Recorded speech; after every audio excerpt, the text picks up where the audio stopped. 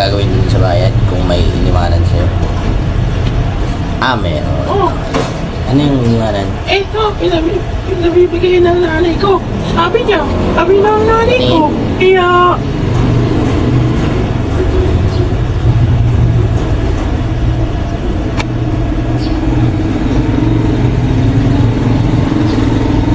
Ano to? Jackpot na naman sa'yo, te. Opo. Opo.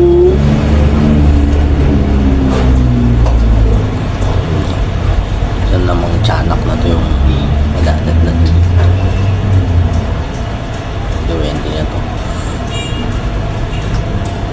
Boy. Asan nanay mo? Wala dito nanay ko.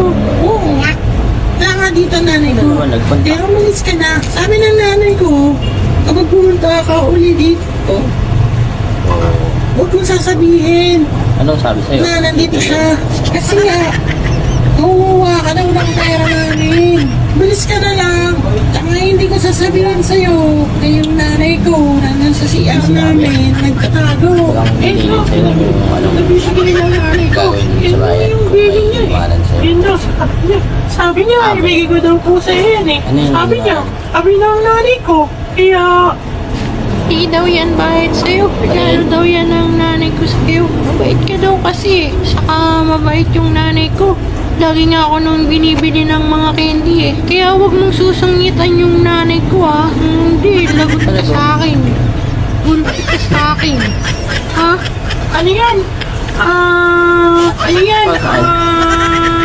Toothbrush. Tsaka toothpaste. Kasi sabi ng nanay ko, ang baho daw ng hininga mo. Toothbrush? Pangit daw ng ngipin mo. Daming yellow. Toothpaste. Dami daw toothpaste. Hindi na daw Parang nagtututbrush. gamit pa. Kaya, bigay ko daw yan sa'yo. Hindi na pati lalabas kasi nandito ka na. Oo nga, nalis ka na nga dito. Hindi naman yun lalabas eh. Kasi nga, sabi niya, bantayan ko daw itong pintuan namin pag dumating ka. Ba't ka daw kasi? Nakuha ka daw ng pera namin. Kaya, sige na, malis ka na sa lang. nanay mo, pwede na siya lumabas Yeah. pag alis ko. Sasabihin ko yun, ha?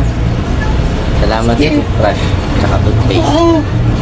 Okay, bye-bye, negro! Bye-bye, negro! Negro, negro, negro, bye-bye! Jackpot na naman sa'yo, te. Uwi na namang gawaan si Miguelito.